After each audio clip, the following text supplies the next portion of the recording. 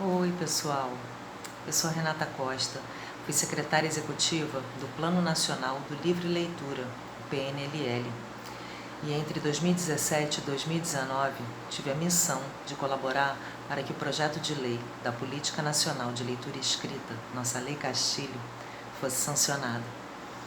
Desde junho de 2018, o Brasil, em um marco zero e histórico, possui a Lei 13.696. E a partir daí, até 2019, a caminhada foi pelo Brasil inteiro, passando por todas as regiões e quase todos os estados do país, para o incentivo ao fomento de políticas locais, com o PNLL como norte de uma imensa rede. Nessa caminhada, pude ver e vivenciar práticas de leitura das mais diversas formas e entendi que nós, do livro, somos muitos e criativos.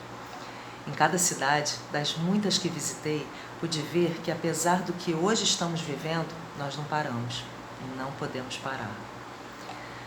O PNLL foi, é e será sempre uma iniciativa conjunta entre os poderes públicos, como secretarias de Educação e de Cultura, e a sociedade civil, desde leitores, passando por escritores, editores, livreiros, professores, bibliotecários, mediadores de leitura, contadores de histórias e entidades do livro, por exemplo. Cada parte dessa grande cadeia do livro é fundamental para que ninguém fique de fora. Como aprendi um dia, é o nada sobre nós sem nós.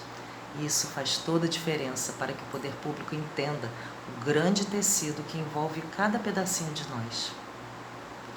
Sobre o lugar do plano na formação leitora em escolas, o PNLL tem como premissa a transversalidade entre cultura e educação, com um olhar para que professores e profissionais das salas de leitura trabalhem para que alunos e comunidade escolar tenham direito ao acesso à leitura e, com isso, garantir uma formação crítica do indivíduo. Professores de todas as disciplinas devem entender onde o livro atinge as metas de compreensão nas diversas áreas de conhecimento.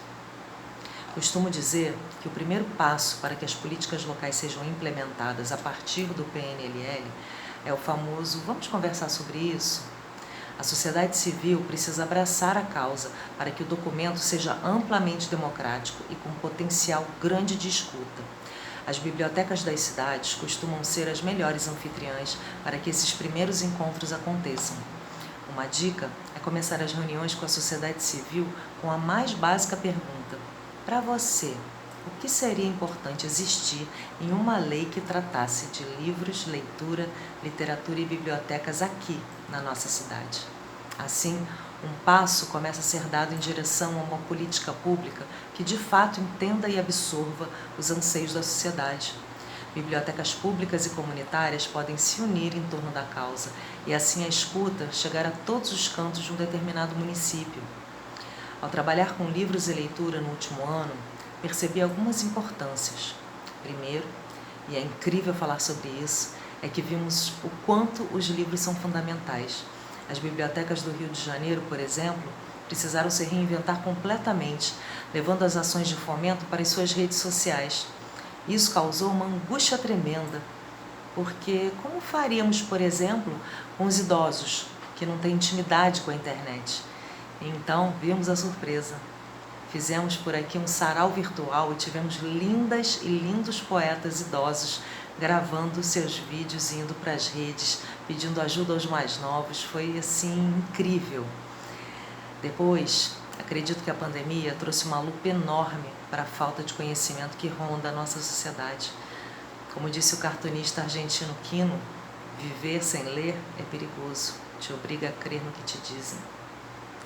Por fim, gente, e o mais importante de tudo é que precisamos, mais do que nunca, entender e difundir o livro como direito humano, como nos ensinou o mestre Antônio Cândido.